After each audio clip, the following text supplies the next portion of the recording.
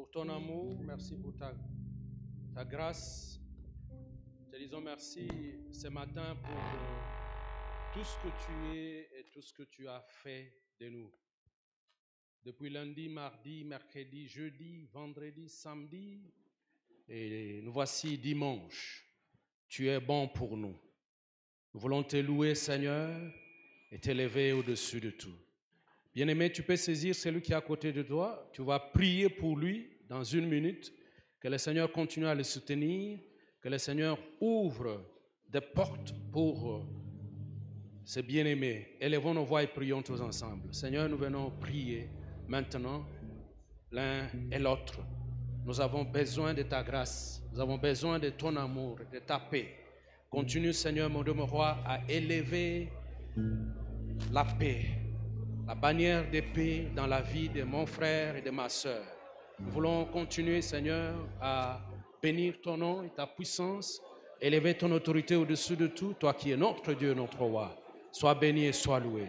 Au même moment, la Bible dit, là où 2 ou 3 sont réunis, je serai au milieu d'eux. Vous allez prier pour le pays, pour la RDC. Seigneur, nous prions pour notre pays, pour tout ce qui se passe à l'Est. Nous avons besoin de toi, nous avons besoin de ta grâce, que tu puisses continuer, Seigneur, à manifester ta puissance.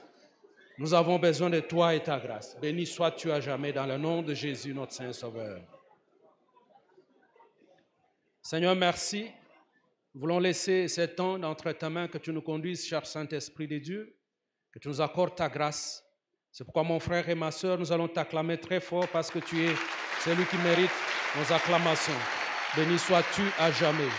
Dans le nom précieux de Jésus, notre Saint-Sauveur. Alléluia. Je vous propose, bien-aimés, 2 portions des Écritures dans Deutéronome 31, chapitre 31, versets 7 et 8. Et nous allons lire la deuxième portion après. Nous commencerons d'abord par Deutéronome 31, versets 7 et 8. J'ai lu au nom de notre Seigneur Jésus. Moïse appela Josué et lui dit en présence de tout Israël, fortifie-toi et prends courage. Alléluia. Fortifie-toi et prends courage, car tu entreras avec ce peuple dans les pays que l'Éternel a juré à leur père de leur donner. Et c'est toi qui les en mettras en possession. Je déclare à quelqu'un que tu mettras en possession toute ta famille. Sur la promesse que Dieu a prévue. L'Éternel marchera lui-même devant toi et il sera lui-même avec toi. Il ne te délaissera point et il ne t'abandonnera point. Ne crains point, ne t'effraie point. L'Éternel marchera lui-même devant toi. Parole de l'Éternel. La deuxième portion, c'est en Exode 33, 12 à 14. Moïse dit à l'Éternel, voici, tu me dis, fais monter ce peuple, et tu ne me fais pas connaître qui tu enverras avec moi. Cependant, tu as dit, je te connais par ton nom. Et tu as trouvé grâce à mes yeux. Maintenant, si j'ai trouvé grâce à tes yeux, fais-moi connaître tes voies. Alors je te connaîtrai et je trouverai encore grâce à tes yeux. Considère que cette nation est ton peuple.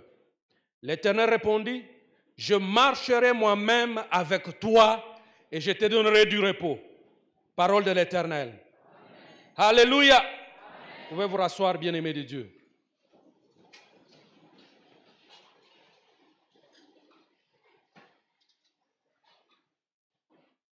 Dans le premier texte, nous allons tirer en réalité le thème de cet enseignement. L'Éternel marchera lui-même devant toi.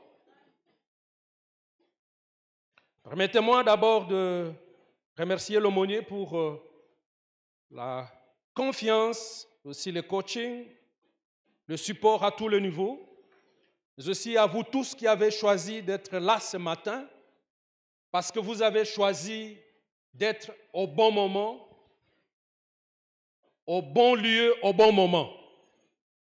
Jacob pouvait dire, quand il a mis sa tête sur cette pierre, il a fait un songe, il s'est réveillé le matin, il dit, ce lieu est la maison de l'Éternel. Dieu est en ces lieux et moi je ne le savais pas. Amen. Quand vous venez dans la maison de l'Éternel, rassurez-vous que Dieu est là. Parce que la Bible dit, celui qui s'approche de Dieu doit se rendre compte qu'il existe et qu'il est le rémunérateur de ceux qui le recherchent. Alléluia. Tu peux venir dans la présence de Dieu et sortir comme tu n'étais pas venu. C'est pourquoi je voudrais que tu puisses savoir que quand tu es dans la présence de Dieu, il y a toujours quelque chose que le Seigneur est en train de faire. Alléluia. Et si tu es d'accord, tu peux acclamer très fort pour le roi de gloire.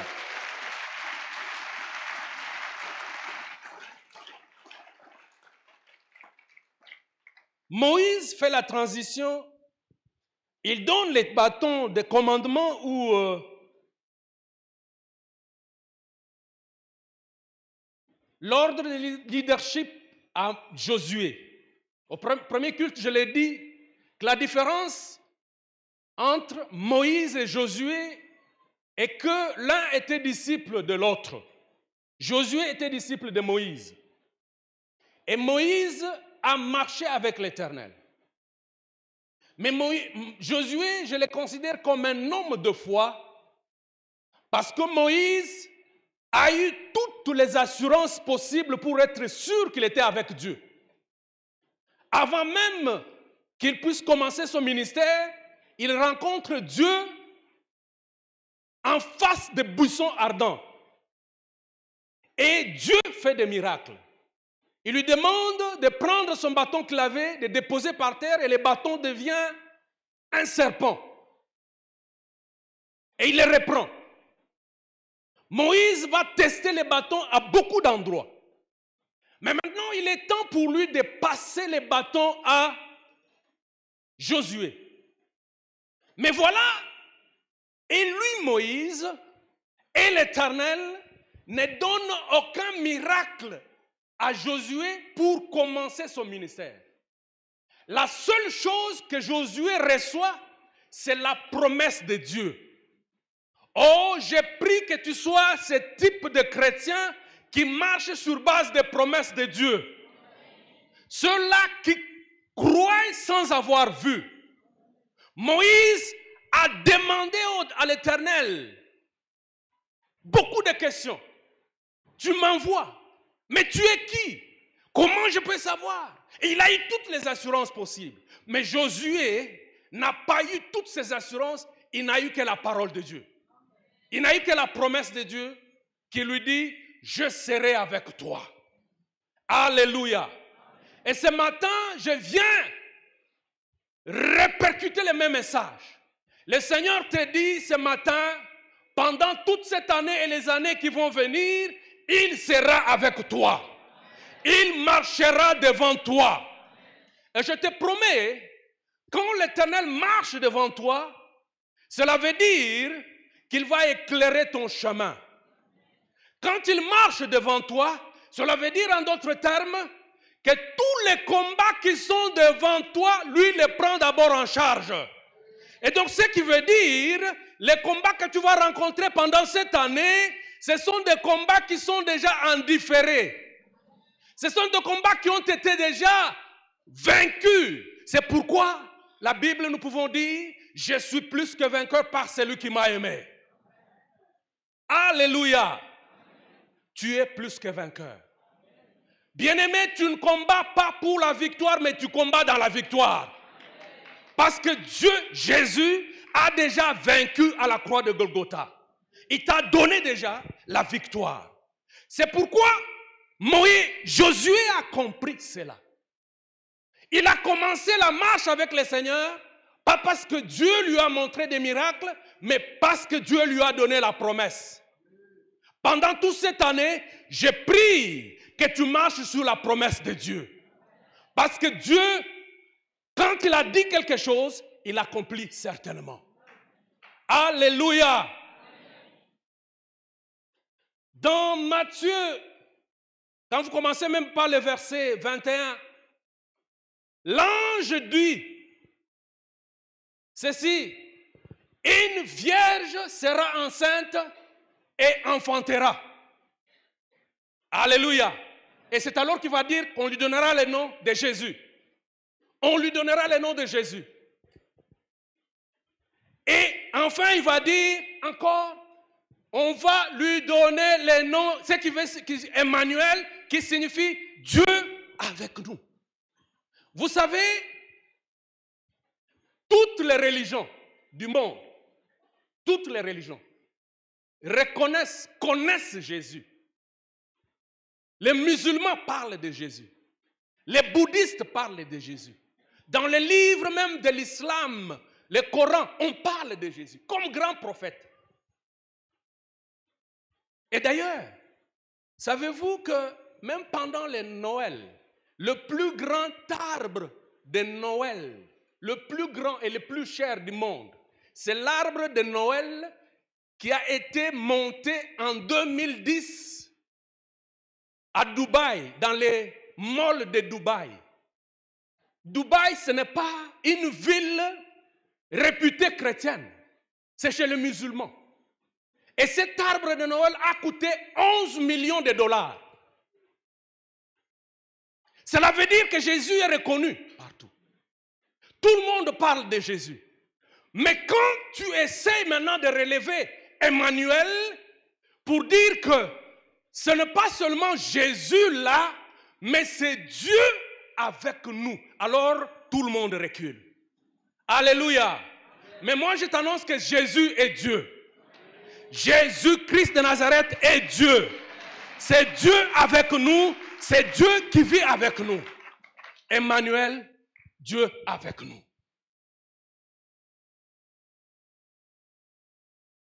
L'Éternel marchera lui-même devant toi.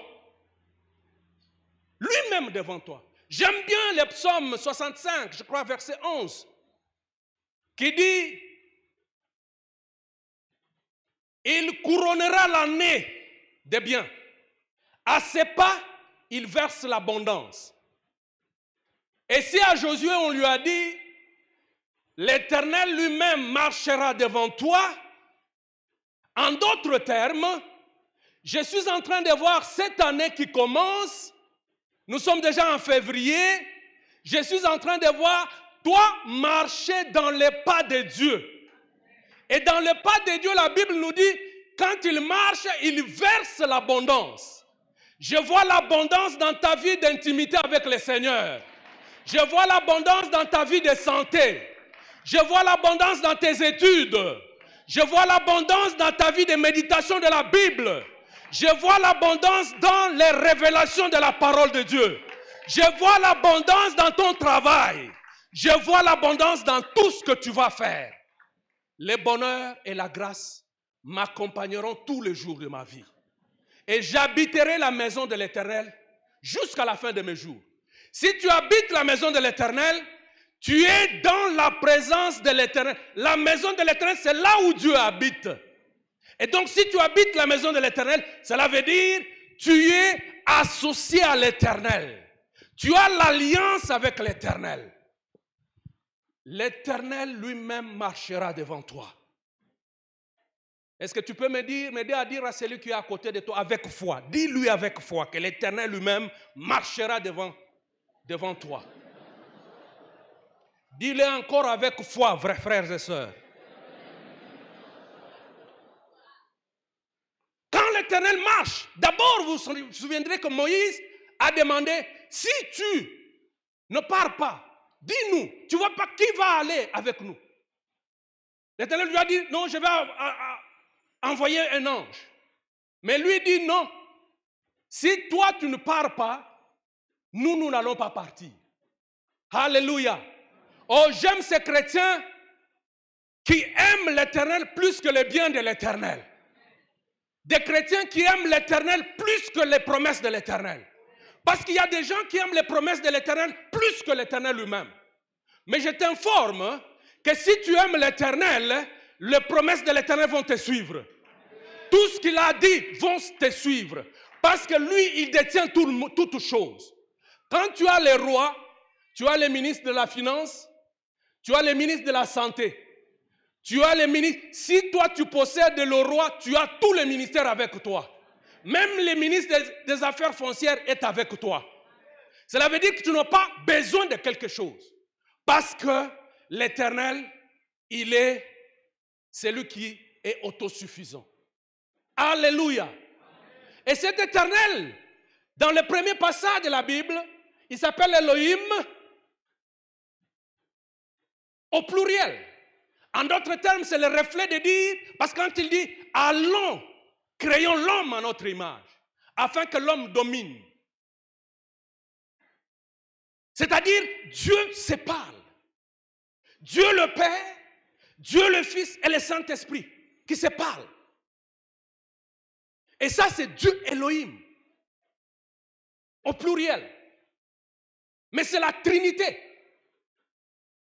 Mais en d'autres termes, quand vous voyez l'autre terme qui est exprimé par El Shaddai, ça veut dire Dieu tout-puissant, qui est autosuffisant. Oh, j'informe à quelqu'un que ce même Dieu tout-puissant a promis aujourd'hui de marcher avec toi. C'est pourquoi Moïse pouvait dire à Josué, il dit ceci: fortifie-toi. Fortifie-toi. Alléluia. Fortifie-toi et prends courage. Il y a des gens qui ont perdu courage. Quand tu regardes ta vie, comment elle est en train de se dérouler devant toi, tu as perdu courage. Mais je t'informe que l'Éternel te dit aujourd'hui de te fortifier. Parce que lui-même va marcher avec toi. Je ne sais pas comment se présente ta situation aujourd'hui. Tu as perdu courage. Quand tu regardes ce qui se passe dans notre pays, tu as perdu courage. Quand tu regardes ce qui se passe pour tes études, tu as perdu le courage. Dans ta famille, dans ta vie, tu as perdu courage. Peut-être qu'il y a une maladie quelconque qui te tourmente, tu as perdu courage. Il y a peut-être une situation quelconque qui te dérange, tu as perdu courage. Mais moi, je t'informe que l'Éternel te recommande de prendre courage, de te fortifier. De te fortifier en l'Éternel. Parce que lui-même a promis qu'il va marcher avec toi. Est-ce que tu peux acclamer très fort pour le roi de gloire?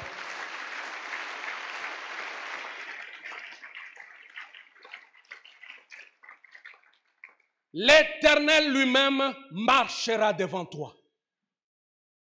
L'Éternel lui-même marchera devant toi.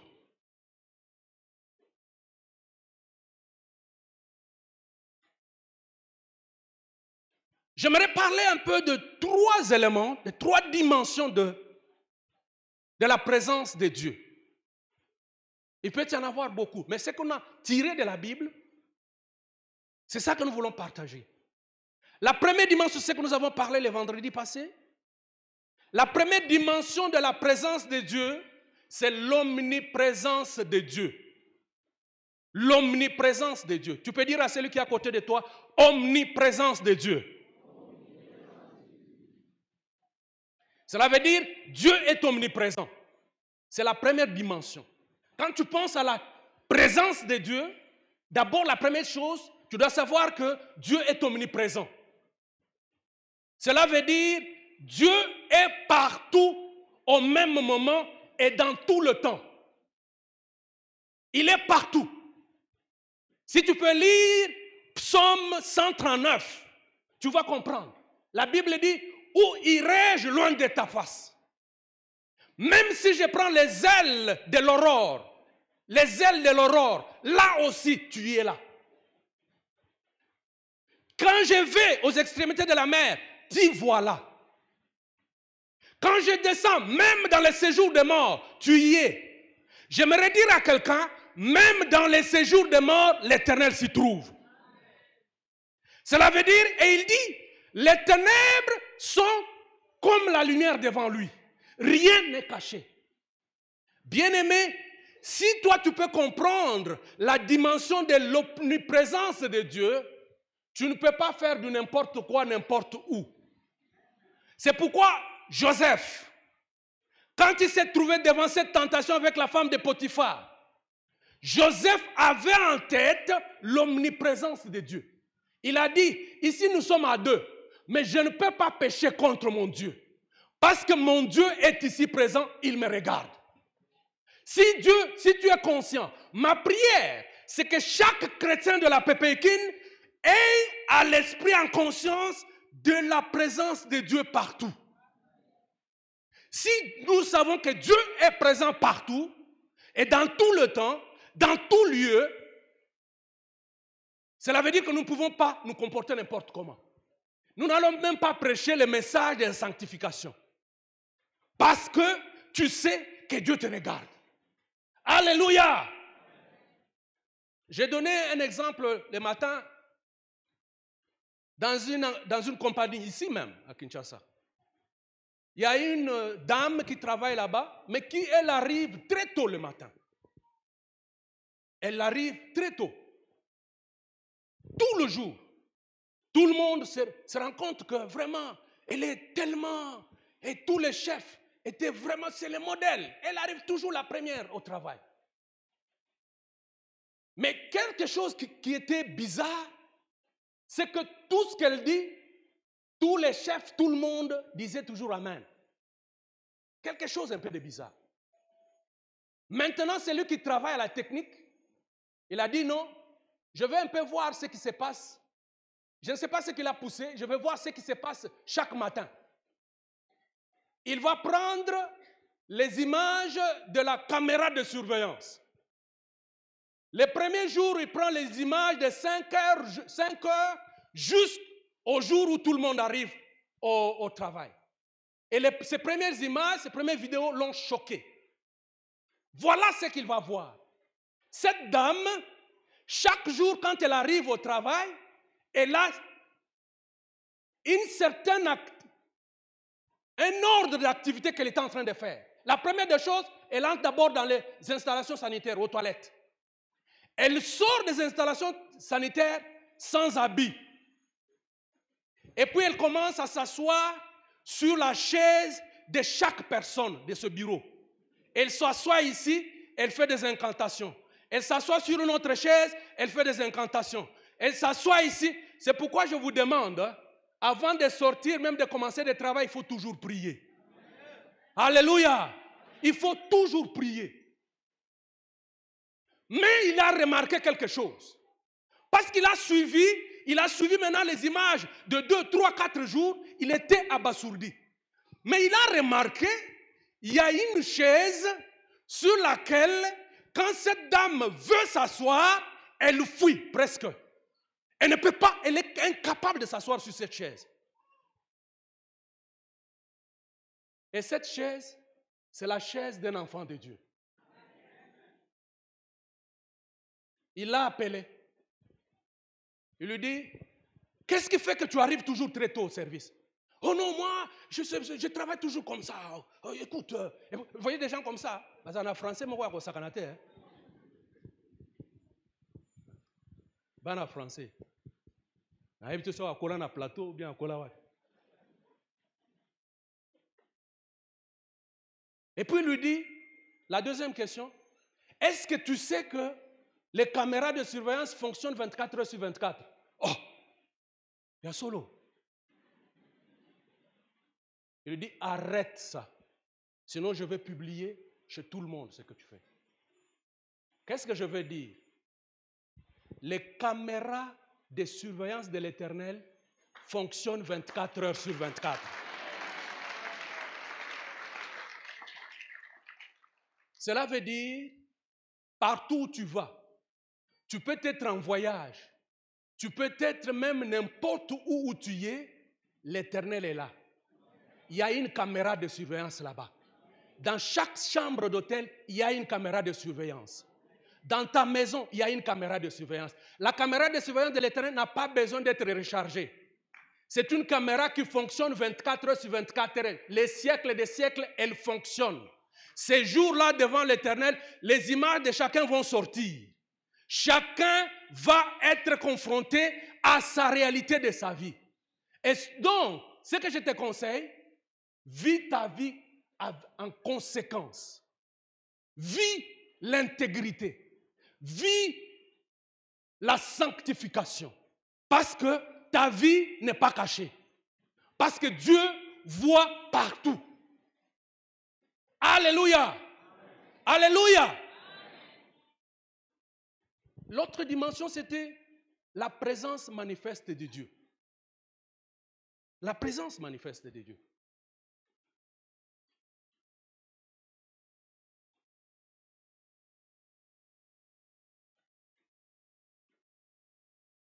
L'omniprésence, Dieu fait du bien à tout le monde, que ce soit les païens ou les autres.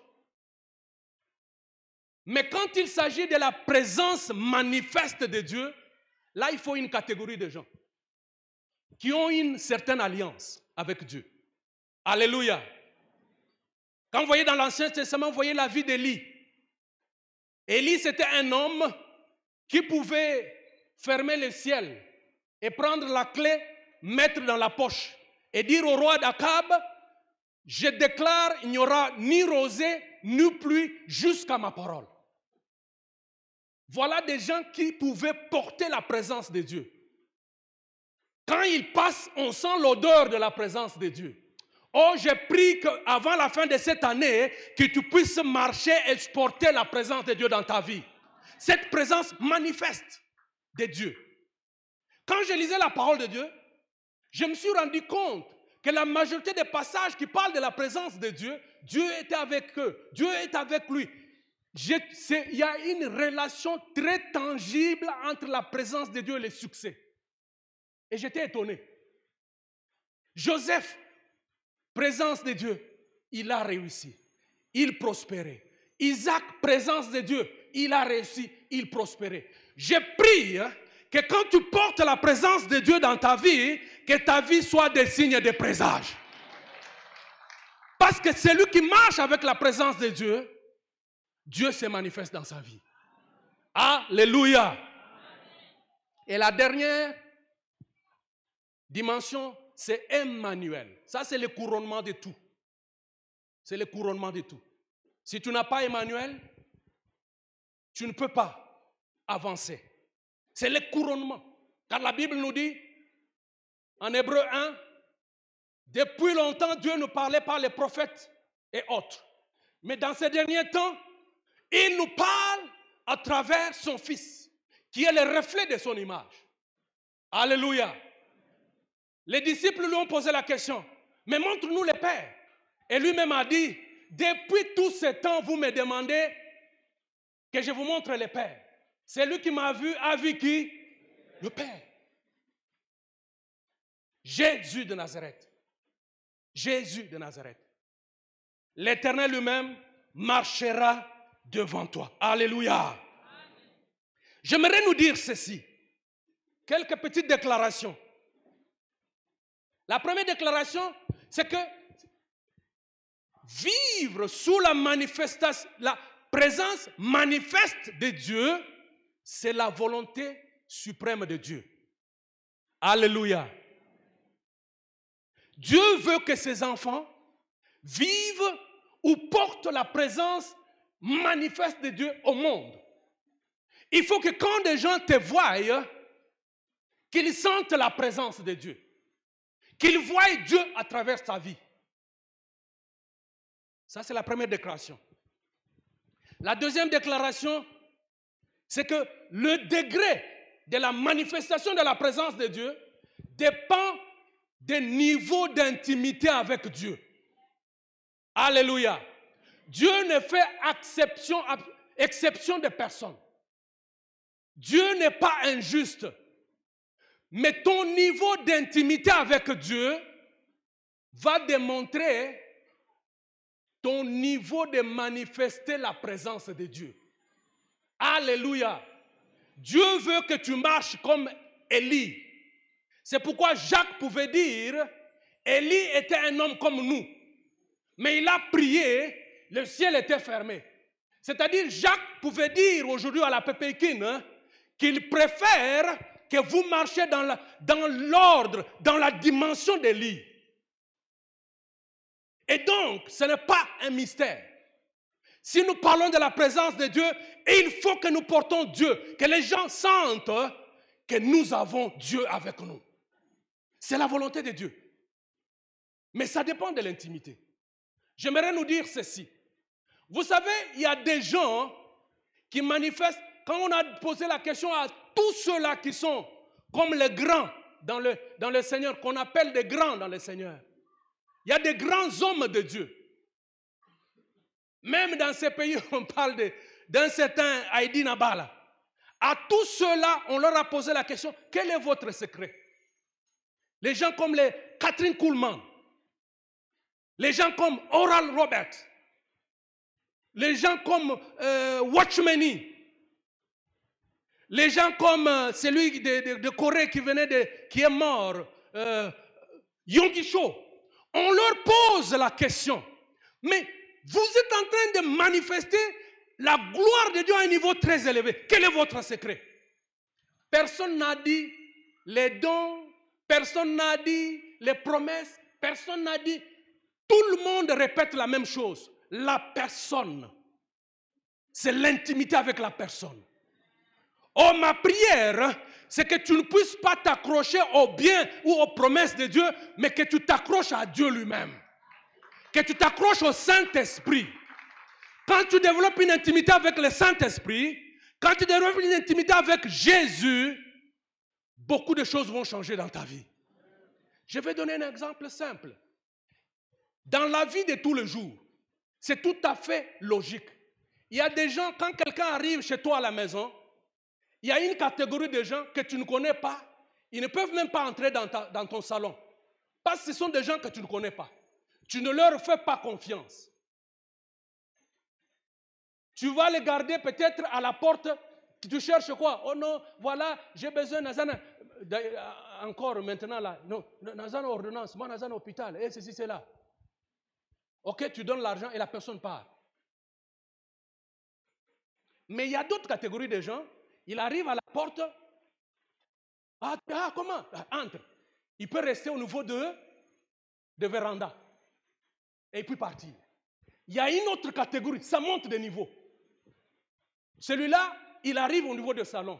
Mais il y a d'autres qui arrivent au niveau du salon qui ont même l'audace de prendre les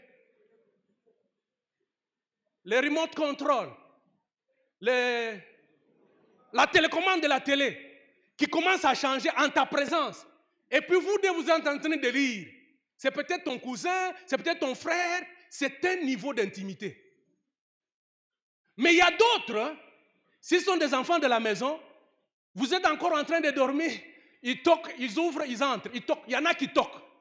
Il y en a qui toquent avant que vous leur dites entrez, et puis vous peuvent entrer. Mais moi, j'ai un qui a 5 ans, lui ne toque même pas. Il vient comme ça, il entre. Déjà, il est déjà dans le salon, dans la chambre. C'est aussi un niveau d'intimité. Est-ce que nous comprenons cela? Dieu fonctionne comme ça. Il y a des gens qui n'ont pas un niveau très élevé d'intimité. Dieu ne peut pas te faire confiance en te donnant une gloire qui dépasse l'intimité que toi tu as avec lui. Est-ce que vous avez compris cela? Dieu fonctionne avec la confiance. Il ne peut faire confiance à quelqu'un que s'il se rend compte que je peux déposer cet niveau, cette hauteur de gloire dans cette personne et cette personne peut supporter cela. Vous savez qu'il y a un niveau de gloire qu'on peut déposer entre tes mains et elle va te tuer. Ça dépend de l'intimité que tu as avec le Seigneur. Mais il y a le niveau le plus élevé d'intimité. c'est le niveau de l'époux et l'épouse. Oh, ma prière, c'est que tu arrives au niveau de l'intimité de l'époux et l'épouse. Parce que la Bible nous appelle l'épouse de l'Éternel, l'épouse de Jésus.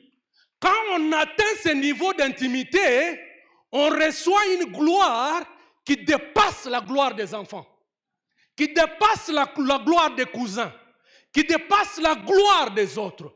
Parce que là, tu vas faire confiance totalement en cette personne. Dieu veut te faire confiance, mais ton niveau d'intimité, tu n'es pas encore arrivé. Il faut que tu montes dans ton intimité avec le Seigneur jusqu'au niveau où il peut vraiment te faire confiance. Il y a des gens qui prient pour les dons des miracles, des prophéties, toutes ces choses, c'est bon. Mais est-ce que Dieu peut te faire confiance? Quel niveau d'intimité tu as avec le Seigneur pour qu'il te laisse avec toutes ces choses? Un investissement comme ça.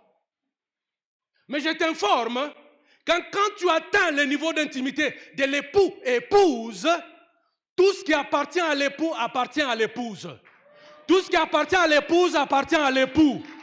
L'aumônier nous a dit ici que dans l'alliance, tout ce qui est de l'autre appartient à l'autre. Le mariage, c'est une alliance. C'est pourquoi la Bible dit, ce mystère est grand. Pourquoi c'est une alliance? Cela veut dire que tout ce qui est de Dieu t'appartient. Tout ce qui est de toi appartient à Dieu. C'est pourquoi on peut dire le Dieu d'Abraham. C'est-à-dire que Dieu appartient maintenant à Abraham. Est-ce que nous comprenons cela? Oh, j'ai pris qu'on appelle le Dieu de Kingandi. J'ai pris qu'avant la fin de cette année, qu'on appelle le Dieu de ton nom. Parce que tu as atteint un niveau d'intimité qui fait que Dieu peut te faire confiance.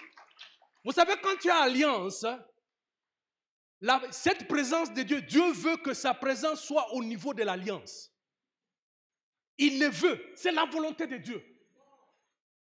Frères et sœurs, c'est la volonté de Dieu. Vous savez, quand il y a alliance, quand quelqu'un est touché, quand vous parlez de l'OTAN, si un pays de l'OTAN est touché, tous les pays de l'OTAN viennent pour combattre.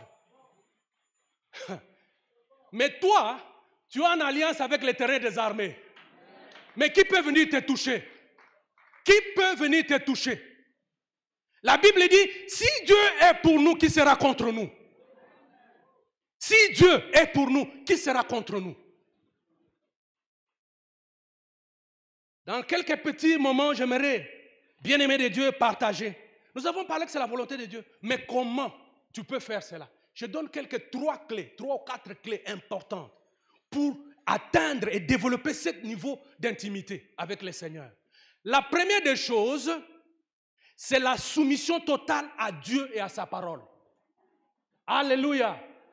Dieu, l'Éternel lui-même marchera devant toi. Première clé, premier secret, c'est la soumission. Comme à l'épouse, on a demandé, femmes, soyez soumises à votre mari de la même manière. Pour que tu atteignes un niveau d'intimité le plus élevé, il faut que tu sois soumis totalement à ce que Dieu te dit. À ce que le Seigneur te dit. Bien-aimé, je l'ai déjà dit ici. La vie chrétienne, elle ne consiste pas à connaître ce qui est bien de ce qui est mal. D'ailleurs, c'est ça qui a conduit Adam là où il est. La vie chrétienne consiste à faire la volonté de Dieu. Faire ce que Dieu veut. La soumission totale. Totale. Dans Jacques 4, 7, la Bible dit, soumettez-vous à Dieu et résistez au diable et il fuira loin de vous. Jésus, devant la coupe à Gethsemane, il avait sa volonté. Il avait ses sentiments. Mais il dit, Père, si tu pouvais enlever cette coupe. Mais il dit, mais pas ma volonté, ta volonté. Et là, lui-même disait, le Fils ne fait rien sans voir ce que le Père fait. Il ne fait rien. Donc la soumission est la première clé qui doit te frayer le chemin vers un niveau d'intimité avec Dieu la plus élevé. Pas Parce que si tu n'es pas soumis, tu es rebelle, tu es orgueilleux, le Seigneur ne peut pas te confier de grandes responsabilités. Ne peut pas te donner un certain niveau de gloire. Parce qu'il ne te fera pas confiance. Donc il faut être soumis totalement à Dieu et à sa parole. La Bible nous dit dans Hébreux, je crois Hébreux 4, 4:12, que la parole de Dieu est puissante, capable de séparer même l'âme et l'esprit. Cela veut dire que la parole de Dieu, c'est l'outil le plus important que Dieu utilise pour nous façonner jusqu'à ce que nous atteignions l'image parfaite de Jésus. Nous devons être soumis. La parole de Dieu doit être l'autorité suprême pour un chrétien. Si tu es dans un parti politique, tu as une autorité morale. Mais moi, je te dis que nous, dans notre, je ne sais pas, parti, où nous sommes chrétiens, notre autorité morale, c'est la parole de Dieu. Alléluia. Les prophéties, c'est bon, ça peut venir. Mais la parole de Dieu, c'est l'autorité morale pour les chrétiens. Tu dois suivre ce que la parole de Dieu dit. Parce que Dieu lui-même, la Bible dans Psaume 138, verset 2, version Darby, la Bible dit, tu as exalté ta parole même au-dessus de ton nom. Cela veut dire que Dieu respecte, suit la parole. C'est pourquoi la Bible dit, il est derrière sa parole pour l'accomplir. S'il est derrière sa parole, il l'a exalté même au-dessus de son nom. Il est même soumis à sa parole. Donc, la première clé, c'est la soumission à Dieu et à sa parole. Deuxième clé, c'est l'amour et passion pour Dieu. L'amour et passion pour Dieu. Je vous ai cité des grands dans le Seigneur qui ont bouleversé le monde. Il y a des gens qui pouvaient arriver dans un endroit. Je me souviens d'un évangéliste britannique qui a prié pour aller dans un pays de l'Amérique latine pour faire une campagne d'évangélisation. On a presque tout sensibilisé, on a tout fait. Il est arrivé dans le pays. Mais comme ce pays était vraiment touché par des religions bizarres, le président du pays a refusé que la campagne ne se tienne pas. Lui était déjà dedans. Il a dit, le Seigneur m'a dit que nous devons tenir cette campagne. Mais les autres les disent, mais comment on va tenir alors que le président a refusé? Il demande l'audience. Quand il était dans la salle d'attente chez le président, des gens entrent, des gens sortent. Mais il a vu qu'il y a une fille qui est venue, qui n'a même pas demandé l'audience, qu'elle est entrée directement. Ah! Et puis, elle sort. Il demande au secrétaire, c'est qui? Il dit non, c'est la fille du président. Ah, c'est la fille du président, oui. Mais ce qui était problématique, c'est que la fille a été paralysée.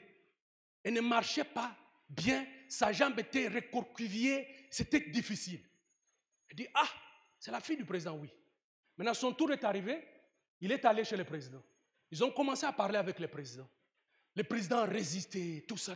Oh non, voilà, non ici, les catholiques, oui, mais pas vous là, vous êtes des histoires comme ça. Alors le monsieur lui pose la question, mais la fille qui est passée, c'est votre fille? Le président lui dit, c'est ma fille. Il dit, mais on peut prier pour elle, non? Si Dieu veut, je ne sais pas, mais on peut prier pour elle. Il dit, mais si vous priez pour elle et qu'elle se rétablit, alors vous allez tenir votre campagne. Il dit, appelez-la. Vous savez, Dieu aime les défis. L'Éternel aime les défis. La fille arrive, l'homme de Dieu met la main sur la fille. Il prie pour elle, la jambe redevient normale. La jambe redevient normale. Et le président se met à genoux. C'était le premier à accepter Christ dans son bureau. Il a accepté le Seigneur dans son bureau. Le président de la République a accepté le Seigneur dans son bureau. Le lendemain, la campagne d'évangélisation a eu lieu. Et c'était le début d'un grand réveil dans ces pays-là. Parce que nous devons porter la présence manifeste de Dieu. Frères et sœurs, ma prière, c'est que cette année, là où tu es, que ce soit même aux études, dans le travail, partout, que les gens sentent la présence de Dieu autour de toi. Parce que la gloire de Dieu ne se cache pas. Quand la Shekinah de Dieu est descendue, tout le monde a vu la Shekinah de Dieu. Oh, je prie qu'à la Pépékine, la gloire de Dieu se manifeste. Je prie que dans ton travail, la gloire de Dieu se manifeste. Je prie que dans ta santé, la gloire de Dieu se manifeste. Dans ton mariage, la gloire de Dieu se manifeste au nom de... Si tu es d'accord, tu peux acclamer très fort pour le roi de gloire.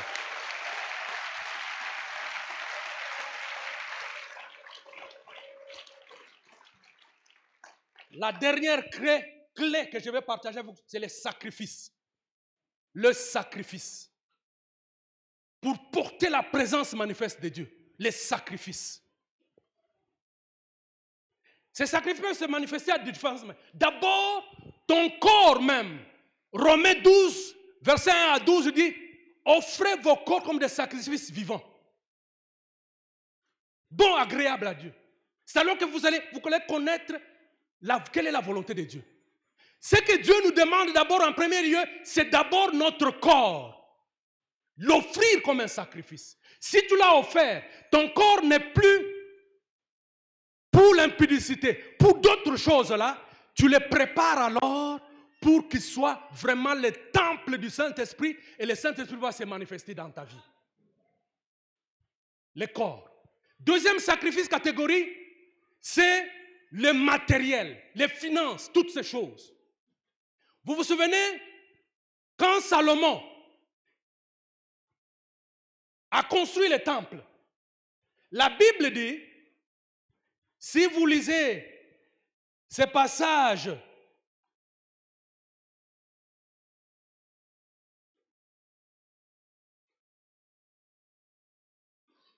dans 1 Roi 3 à 5, la Bible dit, 1 Roi 3 à 5, Salomon aimait l'Éternel, j'aime ça. Il a commencé d'abord par l'amour et la passion de l'Éternel. Et après on dit qu'il a sacrifié 1000 béliers comme sacrifice. 1000.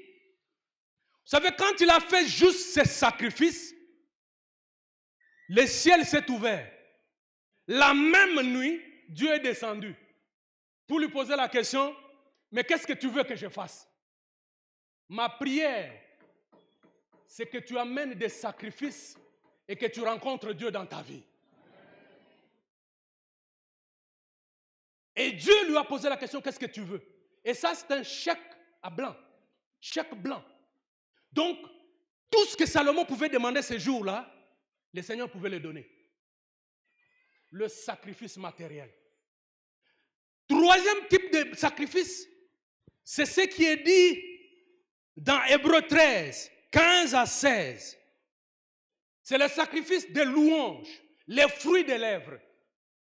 La Bible dit, l'Éternel habite au milieu de louanges de ses enfants. La louange attire la présence de Dieu. La louange et l'adoration attirent et fait manifester la présence de Dieu. Je me souviens à ce moment, Paul et Silas en prison. À minuit, ils ont commencé à louer Dieu. La Bible dit, dès qu'ils ont commencé à louer, ce n'était pas un ange qui est descendu. Parce que l'ange ne descend pas pour faire des tremblements comme ça. C'est Dieu lui-même qui est descendu. La Bible dit, il y a eu un tremblement de terre. Les fondements de la prison se sont ébranlés. Oh, je prie que les fondements de tes prisons s'ébranlent aujourd'hui au nom de Jésus. Et la Bible dit, non seulement que les fondements des prisons se sont ébranlés, les chaînes de tous les prisonniers sont tombées. Non seulement que les chaînes sont tombées, les portes de la prison, toutes les portes se sont ouvertes. Je prie cette année que toutes les portes qui étaient fermées dans ta vie s'ouvrent au nom de Jésus. La louange et l'adoration. La louange. Vous savez, pendant ces temps difficiles que nous traversons, ce temps de la fin, où nous sommes sollicités de beaucoup de choses, la louange peut faire la différence. Tu sens par exemple des pensées qui viennent. Oh vraiment, moi ici, je ne veux pas faire ceci. Moi c'est fini. Change d'atmosphère. Commence à louer Dieu. Commence à adorer Dieu. Tu sens des pensées de dépression qui t'envahissent. Tu te dis, moi là, c'est comme si je ne suis pas fait à réussir. Change d'atmosphère. Change seulement d'atmosphère. Mets la louange. Et si toi, tu peux même commencer à parler, à prier. Et surtout, prier même en esprit, en langue ou en murmurant en esprit. Tu changes d'atmosphère. Quelqu'un a dit, l'atmosphère détermine le transfert. Alléluia. Est-ce que tu peux acclamer très fort pour le Seigneur? L'atmosphère détermine le transfert. Quand tu restes dans cette atmosphère-là, envahi par des forces de ténèbres, parce que c'est le diable qui vient, qui jette. Mais si tu gardes cette même atmosphère, il y aura un transfert vers toi. Et il y a le transfert de toi, on vole ce qui est à toi et ça part. Mais quand tu changes d'atmosphère, par la louange, par la prière, il y aura un transfert aussi. C'est-à-dire que Dieu va envoyer ses anges qui vont venir te secourir. C'est pourquoi tu peux sentir que il y a 2 minutes, tu étais abattu, mais tu commences seulement à chanter, tu te sens comme si la joie sort du fond de ton cœur. Tu as changé d'atmosphère. Oh, ma prière, c'est que tu changes ta façon de voir des choses, que ton atmosphère soit toujours une atmosphère céleste, pour la gloire du Seigneur. Alléluia. Tu peux dire à celui qui est à côté de toi, Dieu lui-même marchera devant toi. Tu peux le dire avec foi. Tu le dis encore. Il a dit à Moïse, je marcherai moi-même et je te donnerai du repos. Dans Hébreu, là d'ailleurs, la Bible dit, si vous entendez sa voix, n'endurcissez pas votre cœur. Parce que ce que le psalmiste avait dit, le repos là, ce n'était pas seulement le repos dans cette époque-là, parce qu'il y a encore le moment. Si vous entendez sa voix, n'endurcissez pas votre cœur. Aujourd'hui, tu as des problèmes, n'endurcis pas ton cœur. L'heure du repos est encore possible. Est-ce que nous pouvons nous tenir debout? L'heure du repos est encore possible. L'heure du repos est encore possible. Je déclare que tu auras le repos cette année. Il y en a qui ne veulent pas le repos.